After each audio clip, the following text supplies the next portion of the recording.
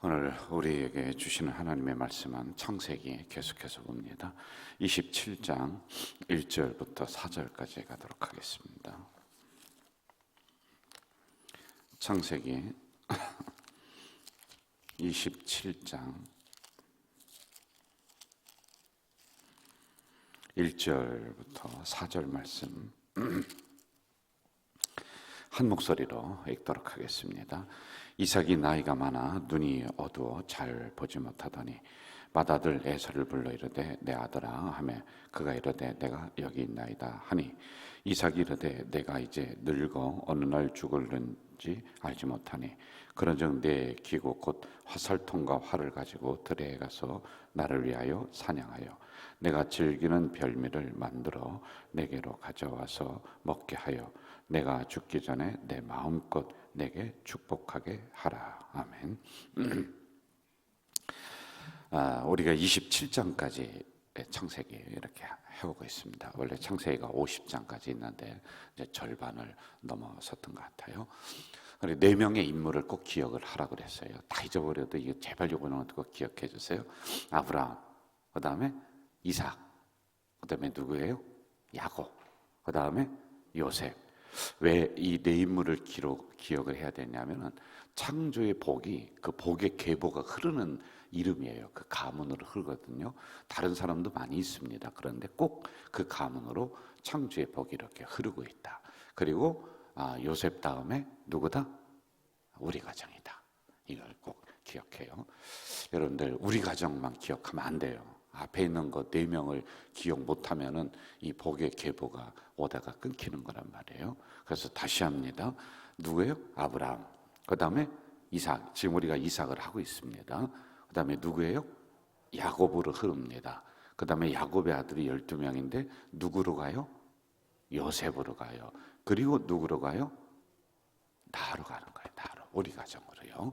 이게 창조의 은혜요. 창조의 복이다. 이게 무조건 가는 것이 아니라 깨어진 관계들을 질서를 회복해야지만이 된다라고 하는 이런 부분 기억을 하면서 27장으로 또 가보도록 하겠습니다. 자, 여러분 우리가 전체적인 흐름을 좀 성경을 알면 좋겠는데 아브라함 이야기가 계속 쭉 나오다가 어느 날 이삭이라고 하는 이야기가 조금씩 나오기 시작해요. 그럼 이게 그쪽으로 흐른다는 겁니다. 자, 이삭의 이야기가 한참 나왔습니다. 우리가 지난 시간 그 전주 계속 봤는데 오늘 또 이제 그 아들 에서와 야곱의 이야기가 이렇게 나오고 이삭은 눈이 어두웠다. 이런 형태로 나와요. 그럼 죽을 날이 가까운 거예요. 그리고 주인공이 또 누가 되느냐 하면은 에서와 야곱 중에 둘 중에 하나가 이제 주인공이 되는 이런 장면들이 나오고 있단 말입니다. 자, 여러분, 아브라함의 특징 5가지. 예배, 순종, 달려가고, 붙잡고, 드리는 신앙이었다. 기억하면 좋을 것 같아요. 그리고 이삭의 특징 3가지. 아버지에게 물려받은 거 2가지가 있었습니다. 뭐가 있었죠? 예배와 제단 잘 쌓는 거, 그리고 순종 잘하는 거. 그리고 또 하나 이상만 가지고 있었던 게 뭐라고 그랬죠? 네, 잊어버려도 괜찮아요. 온유한 특징이 있었어요. 그랬더니 하나님이 그 해에 농사를 지어서 100배나 주셨다. 이렇게 말씀을 드렸습니다. 우리가 여러분 악착같이 일해야 돼요. 온유라고 해서 무조건 다 퍼주고 그런 거 아닙니다.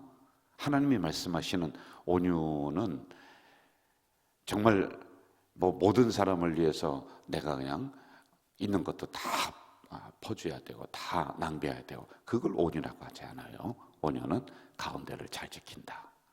이 사람 저 사람 이야기를 잘 듣는 게 온유다. 그리고 온유는 겸손하다. 이런 부분을 제가 풀어서 말씀을 좀 드렸습니다. 여러분 온유한 성품은 우리가 모난 성품으로 태어났지만 온유한 성품으로 인격으로 우리를 다듬어 가야 돼요. 그래야지 복이 옵니다. 그의 농사지어서 100배나 주시는 놀라운 은혜가 일어나요. 그냥 사람들 향해서 막 찌르고 모나고 이러면 안 된다라고 하는 거예요. 그래서 꼭 바보 같은데도 하나님이 복을 주시는 거예요. 자, 오늘 말씀으로 이제 들어가 봅시다. 오늘은 전체적인 부분을 제가 좀 말씀을 드려야 될 것 같아요. 인간은 실수하는 존재다. 여기 보면은 4명의 사람을 등장시킵니다. 이삭, 그리고 이삭의 부인, 그리고 누구죠? 에서, 야곱, 이렇게 등장을 시켜요. 아브라함의 아들이 이삭입니다. 이삭의 아들 2명이 있는데 에서와 야곱이에요. 그러니까 에서는 털이 붓다, 야곱은 형의 뒤꿈치를 붙잡고 나오잖아요. 속이는 자, 이런 뜻을 가지고 있어요. 에서는 사냥꾼이에요. 아주 굉장히 활동적입니다. 나가서 활을 가지고 짐승을 사냥해서 아버지에게 별미를 내주고 가주 효자이죠.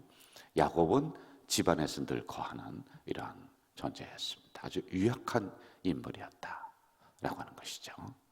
자, 그런데 이 4명의 사람들이 모두 실수를 합니다. 자, 먼저 이삭은 어떤 실수를 하느냐면은 아들을 몰라봐. 눈이 어두워. 눈만 어두운 것이 아니라 영안이 어두워졌다라는 것이에요. 그래서 이삭과 야곱이 이제 있는데 이 장자를 위해서 먼저 축복 기도를 해줘야 됩니다.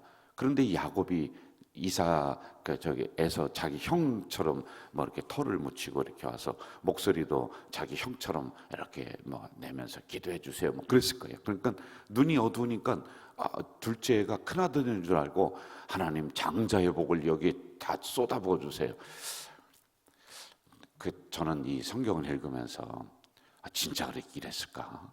아니 그 아버지가 평생 동안 첫째, 둘째 아들 이렇게 같이 지내왔는데 이거 진짜 몰랐을까? 야, 야곱 기가 막히다. 기가 막히게 자기를 분장하고 목소리를 분장하고 속이는 거야. 그래서 이삭도 실수하고 야곱도 속이는 거예요. 야곱도 속이는 인생이 됩니다. 그리고 또 에서는 어떤 실수에, 형은 무슨 실수합니까? 팥죽을 팔아버리는 실수하는 거예요. 장자권을 하찮게 생각해버리는 거예요. 그럼 어머니는 무슨 실수합니까? 어머니는요, 둘째 아들을 꾸며줘. 가서 아버지 잘 속여라. 너 그래서 장자복을 받아야 된다. 이렇게 편애를 하고 하는 이런 인간의 실수하는 모습들이 쭉 나오고 있습니다. 자, 그런데 여기서 우리가 더 깊이 들어가야 되는 것은 인간은 속이고 인간적인 술수를 가지고 이렇게 저렇게 막 머리 쓰면서 만들어요. 근데 하나님은 이거 다 아세요. 뻔히 아세요. 아시면서도 하나님은 받아주시는 하나님이시다 라고 하는 거예요. 그런데 여기에 몇 가지 전제들을 가지고 있어요. 잘 보세요. 첫째, 실수를 습관화하면 안 된다라는 겁니다. 실수가 습관화가 되면은 속이는 인생으로다가 끝나버리는 거예요. 여러분, 야곱이 형도 속이고 아버지 속이고 또 가서 삼촌도 속이고 다 속입니다.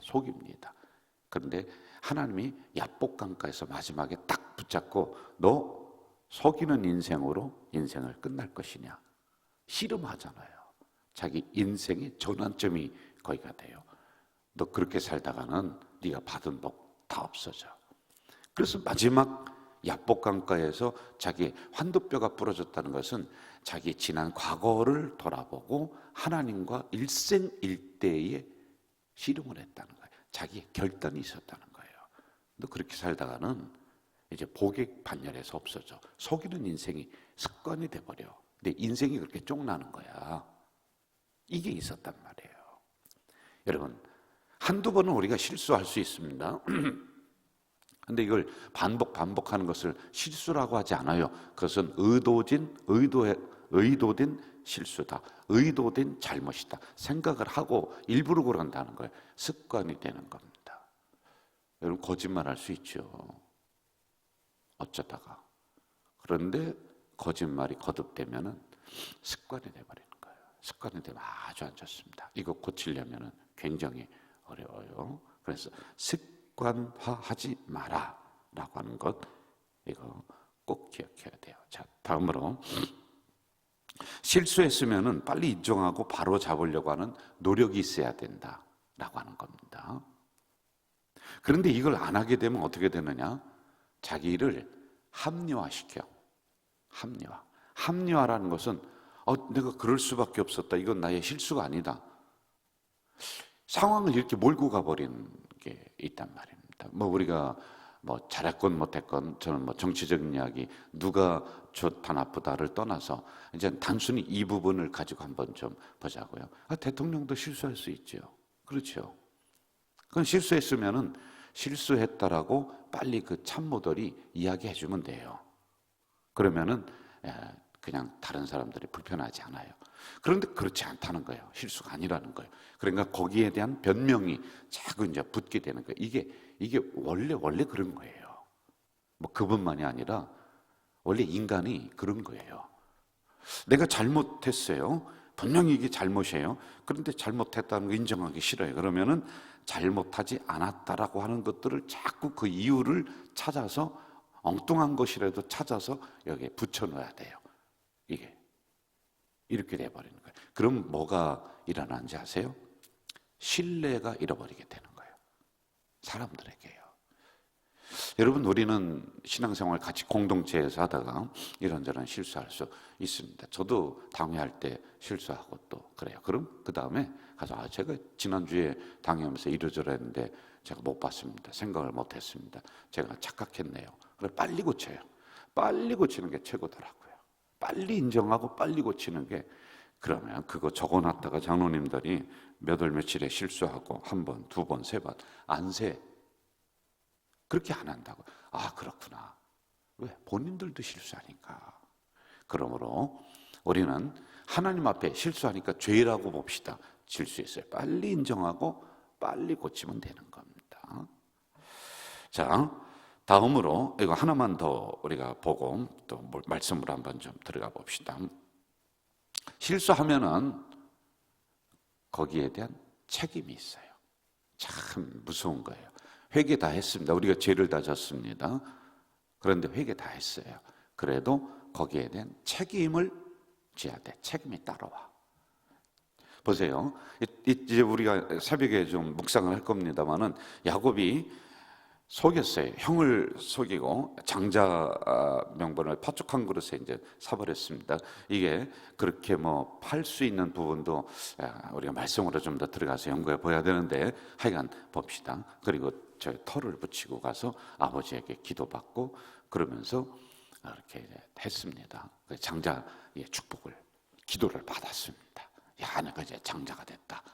왜냐하면 그 성경은 장자를 통해서 복이 흐르는 거예요. 그러니까 이 욕심이 있었단 말입니다. 야곱이요, 속이는 자라고 하는 거예요. 이 뜻이. 자, 그래서 장자 명분의 기도를 받았습니다. 속였죠. 여기에 대한 책임이 따릅니다. 아무리 회개를 해도 책임이 따라요. 그러니까 집에서 쫓겨나고 떠돌이 신세가 되는 거예요. 방황하는 신세가 돼서 집에도 못 들어와, 고향도 못 들어와요. 멀리 떠나서 땅을 침대 삼고 돌을 베개 삼고 하늘을 이불 삼고 그렇게 자는 거야. 그렇게 떠돌이 신세가 되는 책임이 있는 겁니다. 고생하지요. 그리고 고향으로 돌아오니까 형이 죽이려고 기다리고 있는 이런 상황들이 있단 말이에요. 아주 이 책임이 분명히 따라온다 라고 하는 것. 그러므로 우리의 언행, 심사, 조심 또 조심해야지만이 된다는 겁니다. 자, 이제 말씀으로 한번 좀 들어가 봅시다. 오늘은 1절 보고 마무리할까요? 같이 읽어봅시다. 시작. 이삭이 나이가 많아 눈이 어두워 잘 보지 못하더니 맏아들 에서를 불러 이르되 내 아들아 하매 그가 이르되 내가 여기 있나이다 하니. 맏아들, 큰아들이 누구라고요? 에서입니다. 둘째가 누구라고요? 야곱이에요. 기억하세요. 네. 이삭의 아버지는 누구라고요? 아브라함. 자, 따라하세요. 아브라함, 이삭, 야곱, 그리고 누구? 요셉. 4명은 꼭 기억하세요. 네. 자, 그런데 지금 이삭이 보니까 나이 많아 눈이 어두웠다. 이렇게 나옵니다. 여기서 몇 가지 발견해요. 이삭은 복받은 사람이에요. 온유한 사람입니다. 그런데 하나님이 정하신 질서는 온유하건 착하건 악하건 모든 사람에게 적용이 된다. 이게 무슨 얘기냐? 나이 많으면 늙게 돼 있는 거예요. 죽게 돼 있는 거예요. 이 복도 소용이 없습니다. 여러분, 복을 하나님이 여러분에게 주실 줄 믿습니다. 그러면 이 복도 사용할 때 잘 사용해야 돼요. 그냥 이거 꽁꽁 묶어두잖아요. 그리고 나중에 내가 이거 잘 사용하고 그때 잘 먹을 거다. 여러분, 잘 묶어두고 잘 간직했는데 이제 그거 사용해서 뭐 좀 소고기도 사 먹고 돼지고기 사 먹으려 했더니 이가 다 빠졌네. 먹지를 못하네. 세상에. 여러분, 복은 주실 때 누려야 되는 거예요. 행복하게 누리셔야 되는 거예요. 그래서 우리 어르신들 새벽에 많이 나오시는데 그 손자들에게 자꾸 용돈 주려고 이렇게 주머니에 놓고서 있지 말고 용돈 누가 주면은요, 빨리 나가셔서 맛있는 거 사잡수시고요, 또 좋은 옷도 사 입으시고요, 그렇게 하셔야 돼요. 아이고, 내가 이거 꽁꽁 숨겨뒀다가 나중에 내가 이거 만난 거 사 먹어야지. 그때 되면은 만난 거를 사도 씹을 이가 없다니까. 지금 하셔야 돼요. 그리고 내가 뭐 이 나이에 뭘 얼굴을, 아니에요. 여러분들, 우리 어르신들 예쁘세요. 분 바르세요. 또 젊은 사람들만 화장하고 하는 거 아니에요. 분도 바르시고 자기를 잘 꾸미시면 돼요. 파마도 또 가서 예쁘게 또 하시고 괜찮아요. 그래서 하나님이 주실 때 그때 누려라. 복은 그렇게 사용해야지 하나님이 더 쏟아부어 주시는 거예요. 잘 누리는 거예요. 잘 누리는 거예요. 꽁꽁 싸매고 있으면은 나중에 죽을 때 이거 가져가느냐? 못 가져갑니다. 절대로 못 가져갑니다. 잘 사용하는 게 최고다. 지금 이삭이 이걸 보면서 우리가 그걸 보는 거예요. 이삭 그의 동사 지어서 100배나 거부가 막 됩니다. 아브라함에게 물려받은 복도 있고 본인이 하나님이 주신 복이 있습니다. 그런데 보니 눈이 어두웠다, 나이가 많았다, 이제 죽을 때 다 됐어요. 할아버지가 됩니다. 그러니 자기 자식도 몰라보지요. 첫째인지 둘째인지도 몰라보는 이러한 인물이 돼버리는 겁니다. 이걸 우리가 발견하고 지금 행복하게 누려라. 그것도 쓰세요. 좀 머리에 딱 입력하고. 언제? 지금이야. 내가 나중은 없어요. 여러분, 오늘 지금 당장 가셔서 만난 것도 오늘 점심 때 또 서로 드시고 이렇게 하셔야 돼요. 자, 또 우리가 여기서 하나 좀 봐야 될 부분들이 있습니다. 눈이 어두웠다. 눈이 어두웠다. 실제적으로 사람이 나이가 먹으면서 기능이 떨어집니다. 모든 기능이 떨어져요. 걷는 기능, 그다음에 말하는 기능, 보는 기능 다 떨어져요. 이걸 우리가 이해를 해야 돼요. 저도 자녀들과 대화를 합니다. 그럼 제가 2번, 3번 물어요. 그럼 이 아이들이요, 아빠 그 동물이라고 면박을 줍니다. 자존심이 상해요. 그럼 제가 이렇게 해요. 얘야, 내가 잘 나이가 먹으니까 잘 못 알아듣겠어. 무슨 얘기를 하는지 똑바로 못 알아듣겠어. 그러니까 다시 한번 얘기해줘라. 이렇게 해요. 얘기합니다. 그래도 이놈들이 또 뭐 못자고 저쩌고 하면은 그때는 이제 또 화가 나겠죠. 짜증이 나겠죠. 너희들도 늙어봐라 이놈 자식들아. 이렇게 이제 되겠죠. 저만 해도 그렇게 되더라고요. 무슨 얘기 하는지 단어가 잘 안 들리는 거예요. 이게 떨어집니다. 눈도 희미해집니다. 그래서 이해를 하셔야 돼요. 우리 권사님들은 나이 먹으신 우리 집사님들 이해하시고, 우리 젊은 권사님들은 나이 드신 권사님들을 이해해 주셔야 돼요. 걸음도 빨리 못 걸어요. 저도 어제 교육을 하는데, 우리 임원 교육을 하는데 구두를 못 신겠는 거예요. 발이 아파서요. 그래서 슬리퍼 신고 가서 죄송하다고, 제가 이렇게 됐다고. 그렇게 되더라고요. 자, 그런데 여기서 영적인 뜻이 있습니다. 이걸 우리가 보면서 마무리해야 돼요. 눈이 어두웠다라고 하는 것은 영안이 떨어졌다. 영적인 분별력이 떨어지고 있다라고 하는 겁니다. 자, 여러분, 연세가 드시면서 육체적인 육체적인 눈은 어두워질 수 있고 생각이 좀 빠릿빠릿 못할 수 있어요. 금방금방 생각 못할 수 있습니다. 그러나 연세 드신 분들이 반대로 가는 게 뭔지 아세요? 영성이 깊어지는 거예요. 깊은 영성, 하나님과 더 가까워지는 거예요. 이렇게 돼야 되는데 지금 반대가 되면 안 된다는 거예요. 영안이 어두워지면 안 돼요. 영적으로 우리가 이게 낡아지면 안 된다는 겁니다. 우리 어르신들은 더 깊이 한다, 더 깊이 기도하는 겁니다. 하나님과 더 가까워져요. 물론 뭐 새로운 단어라든지 뭐 그런 걸 잘 몰라서 그렇지만은 이상하게 깊은 영성으로 들어간단 말입니다. 이걸 위해서 우리가 영적 눈이 어두워지지 않기 위해서 해야 될 게 있습니다. 여러분, 눈이 밝아지려면 어떻게 해요? 눈에 좋은 음식도 먹어야 되고, 또 세수하면서 눈도 이렇게 좀 씻어야 되고, 또 눈이 아프면 안약도 좀 넣어야 되고, 그렇게 하죠. 젊었을 때. 마찬가지로 영안이 어두워지지 않으려면 말씀을 자꾸 먹어야 돼요. 말씀을 먹어야 돼요. 그리고 말씀으로 내 눈을 닦아야 돼요. 그래야지 영안이 어두워지지 않습니다. 말씀을 떠나는 즉시 우리는 영적인 분별력이 사라져버려요. 이게 선인지 악인지 모릅니다. 항상 이 새벽에 나오신 우리 성도님들은 하나님의 말씀을 가까이 하시면서 육체적인 기능은 떨어질지 몰라도 영적으로는 더 깊어지는 우리 성도들 되시기를 주 이름으로 부탁을 드립니다. 하나님 아버지, 어제부터 수요일까지 저희들에게 신년 부흥회를 허락해 주셨습니다. 이 시대의 영적인 거장인 김병삼 목사님 보내주시고 말씀의 도전을 받아나가고 있습니다. 하나님 감사합니다.